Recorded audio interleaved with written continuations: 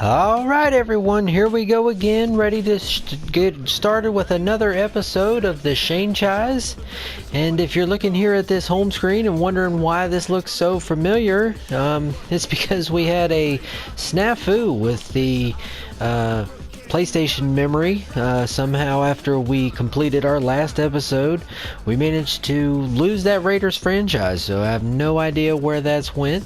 So I'm going to try to take a little bit of a different look here, maybe cut the intro and the outro down just a little bit to keep it a little bit more brief, and then we're going to try to get a little bit more game action in here so that it's a little bit more action and not as much just talking through the menus here.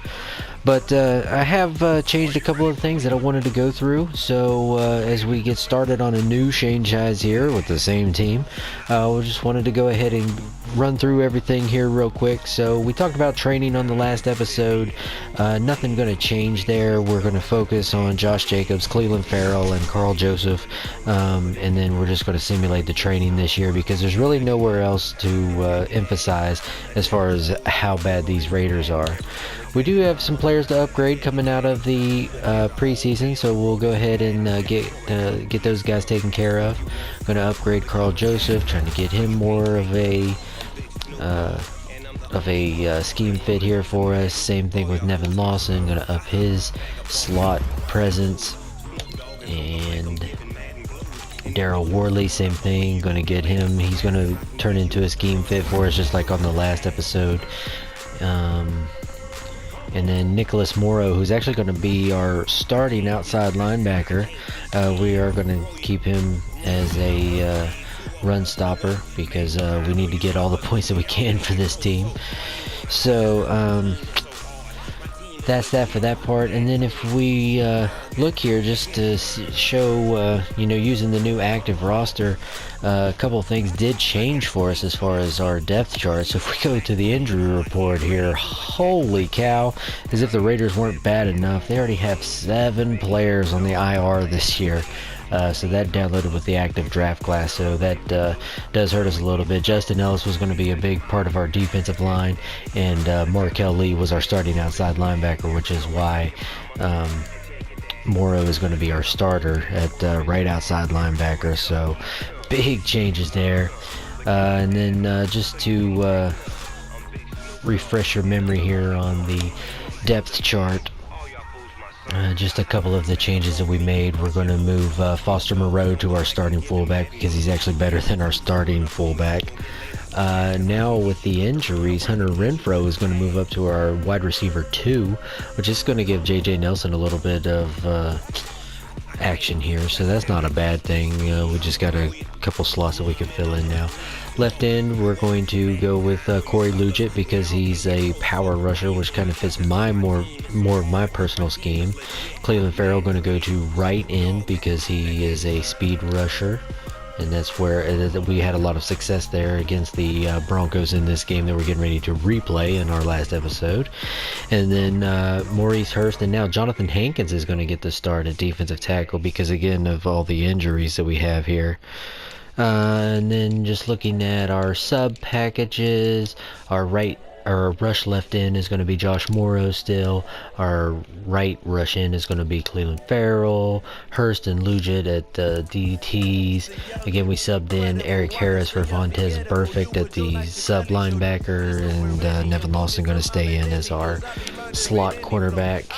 And then one thing that we have to do, because again this is the reason why we're taking the Raiders here, we're going to go check out our stadium, and we're going to tell the city of Oakland that we are going to relocate, so we can get that started there. And then one thing that I wanted to kind of take into account, because I noticed it as I was playing the game the other night, that I didn't really game plan for the team that I was playing too much. So just to take a quick look here at what we're going to be facing off against with the Broncos. Again, they're not one of the best teams in the league. They've only got Joe Flacco at quarterback, but really that's going to be the strength of this team. They do have Phillip Lindsay at halfback, but the offensive line for them is just not a bunch of good run blockers. Garrett Bowles, I believe, is the best at 79. Or no, he's the second best. Ronald Leary is the best, but nobody besides Ronald Leary is over an 80 at run blocking. And so the offensive line definitely not going to help open holes for Philip Lindsay.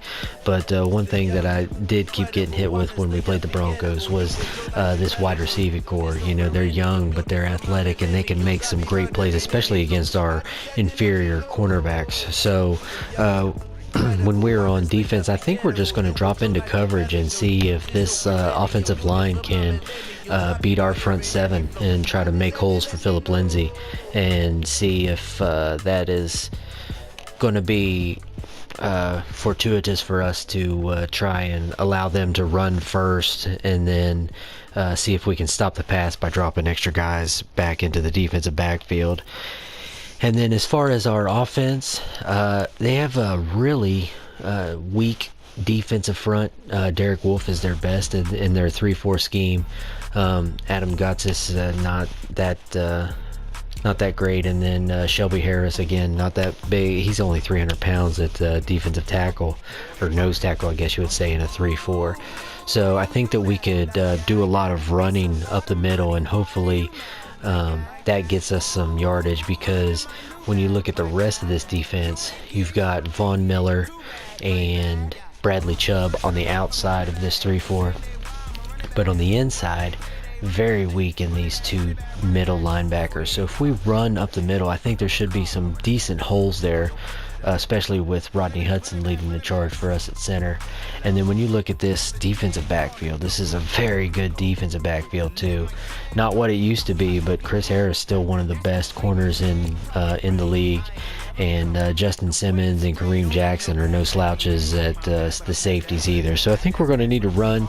And then when it does come time for us to pass, I think we're going to have to rely on a lot of check down stuff, trying to hit our running backs and tight ends, hopefully getting some mismatches on these linebackers, because Miller and Chubb are going to want to rush the passer, and they're not that great in pass coverage. So hopefully Josie Jewell and Todd Davis are not there either. So that's going to be the game plan, and we're going to go ahead and try to execute that game plan and see where it lands us here on game one again against the Broncos. So I'm sorry to be repeating this, but I didn't feel like it was right to leave it out, especially if the outcome changes. So I'll get this game played, and we'll get this channel back up and going again. Let's see how this goes. And here we go again. Quick intro here as we get ready to redo week one of the Broncos and Raiders on Monday Night Football. It's the rematch. Call it what you will, but we're going to redo this thing. Jumping right into the action here, Raiders first possession. They're driving 3rd and 8 from the 34. Carr drops back. He fires, and it's intercepted by Josie Jewell. Huge momentum switch there as Jewell gets the pick on Derek Carr, and that'll be his first turnover of the season. Ensuing possession now, Broncos trying to make something out of this opportunity. 2nd and 4 from their own 47. Flacco takes a snap, he drops back, and he looks for Cortland Sutton with a huge 26-yard gain, and the Broncos are in scoring position. 2 plays later now, Broncos trying to put something on the scoreboard. It's 2nd and 5 from the Oakland 22. Flacco drops back. He looks, he doesn't see anybody. He's going to be sacked by Clelin Ferrell. His first-ish sack of the season, because he kind of already had one, but we had to start over. Very next play now, Broncos still trying to put it in the end zone. Flacco with the fake, throws to the left to Emmanuel Sanders with the tiptoe catch, and a first down, keeping the drive alive. And now the next play, 1st and 10 from the 13. Flacco steps up under center. He takes the snap, and there goes Philip Lindsay to the left, and see what happened was he just ran past the entire defense. Huge first touchdown there for Denver as they take the early lead. Next Denver possession now. They're behind the sticks. 3rd and 12. Flacco drops back and he fires down the middle to Emmanuel Sanders for 22 yards and a first down. Denver's offense trying to open this thing up here early in the second. 2nd and 3 from the 39. Flacco hands off to Lindsay. Whoop! and down the middle for a big 15-yard gain and a first down for Denver. Later in the drive now, 1st and goal from the 2. Flacco steps up under center. He sends the man in motion left. He's going to take the snap and hand the ball off to Philip Lindsay, who runs past the entire defense again. Big opening to the season here for Philip Lindsay as he really enjoys playing the Raiders. Oakland trying to mount a comeback here. Carr looks down the middle and it's going to be intercepted by Josie Jewell. But there's a flag on the play, but it's an illegal forward pass. The interception stands. Very next play, Denver going to try to put this one out of reach early. Flacco steps under the center, 1st and 10. He looks to the right, and that's going to be caught by Cortland Sutton. Gary and Conley getting caught, trying to get aggressive and go for the interception, and Sutton turns it into a 35-yard gain. 2nd and 11 now. Denver still trying to put this one in the end zone. Flacco takes the snap, fakes the handoff, looks downfield. Can't find anyone. He's got all day to throw. And there's that man again, Cortland Sutton, with a 20-yard gain this time. All he does is make big catches. 2nd and goal now from the 1. Broncos trying to punch it in. Flacco steps up under center. Takes the snap. There's the handoff right. Freeman stop. But then Maurice Hurst says, "Bruh, you supposed to be in the end zone. Get in there." And Denver takes the commanding 21-0 lead. Raiders really got to put something on the board here. 1st and 10 from their own 25. Carr steps back, looks, and he's sacked by Von Miller, of course. Who else would be doing the sacking here for Denver? Next play now, 2nd and 20 from the 15. Carr drops back and says, "Hey, Vaughn, if you're going to rush, I'm going to throw to that side." Darren Waller with the big 32-yard reception, and Oakland may have something going here. Very next play, 1st and 10 from the 47. Carr in the shotgun takes the snap. Gonna look deep. Tip drill. Chris Harris with the interception. Oh my, Derek Carr. All he does is throw interceptions. This is getting ugly. But hey, this series isn't about the Broncos, it's about the Raiders, right? So you want to see some Raiders highlights? Here's a Raiders highlight for you. A.J. Cole III with the punt. 59 yards, Coffin cornered at the 7. Hey, we're stretching here. 3rd quarter now, Raiders trying to drive. They're at the 39. Carr drops back, he can't find anybody. He's looking and he's going to be sacked by Josie Jewell. You know he's butter because he's on a roll. This is embarrassing. We're over halfway through these highlights, and here we go with our 2nd punt highlight of the game because that's all the Raiders could do. From the 44, A.J. Cole with a 43-yard punt down to the 1. Raiders still trying to make something happen. 2nd and 5 from the 25. Carr drives back, and he hits Waller on the corner again, and he torches Von Miller for a 32-yard gain. This guy looks like he may be our only positive in this game. 2nd and 19 now. Derek Carr out of the shotgun again, and he's going to drop back and throw the screen to Jalen Richard to the left, and he makes a big cut for a 20-yard gain and a first down. Huge play there for the Raiders. Where's this been the whole game? Very next play now, 1st and 10 from the 31. Carr takes a snap, and there's a handoff up the middle to Washington. That's a big 11-yard gain there. And watch out, the Raiders are driving here. 2nd and 10 now from the 20. Carr out of the shotgun again, and there's a handoff up the middle again. This time it's Jalen Richard with a 12-yard gain, and the Raiders are inside the 10. Raiders still doing their best to screw up this opportunity here. 4th and goal now from the 1. Can they punch it in? Carr hands off to Jacobs, who does his best to not get into the end zone, but he still manages to score his first-ish touchdown of his career. Broncos not happy by the fact that the Raiders actually put some points on the board, so here they go now, 2nd and 3 from the 44. Flacco drops back, and he looks down the middle to Emmanuel Sanders for 16 yards, and now the Broncos are driving. 3rd and 1 now from the 19. Flacco goes into the shotgun. Raiders going to bring some pressure here. Can they do anything about it? Nope. Cortland Sutton again. man. Him and Josie Jewell are just tearing up the Raiders in this game. Broncos still trying to create some drama here. 3rd and goal from the 3. Can they punch it in, or will they let the Raiders back into this game? Flacco takes the snap, and he looks down the middle for Emmanuel Sanders with another toe tap catch.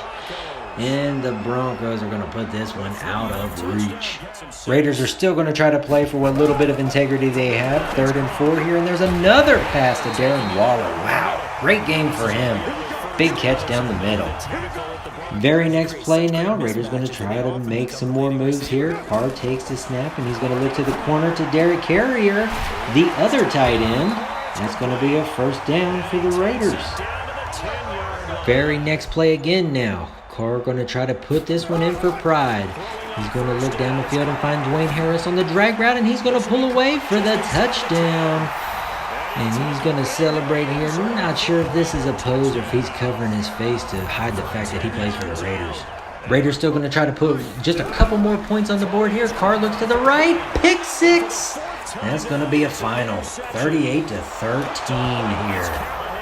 What a rough first game. All right, and that's going to wrap it up. Take a quick look at the player stats here. Flacco, of course, killing it only with those 3 incompletions, 272 yards. Carr wouldn't have actually had a bad game if it wasn't for all the turnovers. It definitely got to look a different way there. Rushing, Lindsey, the game plan clearly didn't work here. He still managed to get his yards in, and it also didn't work for us because Jacobs and Richard did not get theirs. So, definitely need to consider that next time we play the Broncos. And as you can see, they still managed to pass all over us as well. Emmanuel Sanders and Cortland Sutton both with 7 and 6 receptions respectively. And then J.J. Nelson did actually turn in a pretty good game for us, and Darren Waller also had a couple big catches there. It was nice to be able to light up Von Miller for that. But in that aspect, Von Miller also lit us up because he managed to get those 2 big sacks. They were actually pretty timely as well. So those definitely killed some drives for us. Josie Jewell had a monster game. I wouldn't be surprised if he didn't get Player of the Week based off what he did. 11 tackles, 1 sack, and 2 interceptions. Just absolutely destroyed. But we did get Cleveland Farrell his first NFL sack, so there is that. But that's going to be the final from Oakland, and it was ugly. Hopefully we can figure something out and get this offense going, even though next week we play Kansas City. So with that being said, thanks for watching. Make sure to like, subscribe, and comment down at the bottom. And if you got some ideas on this offense, what we might be able to do, make sure to leave a comment. I'll take a look at it. Maybe it's something we can implement.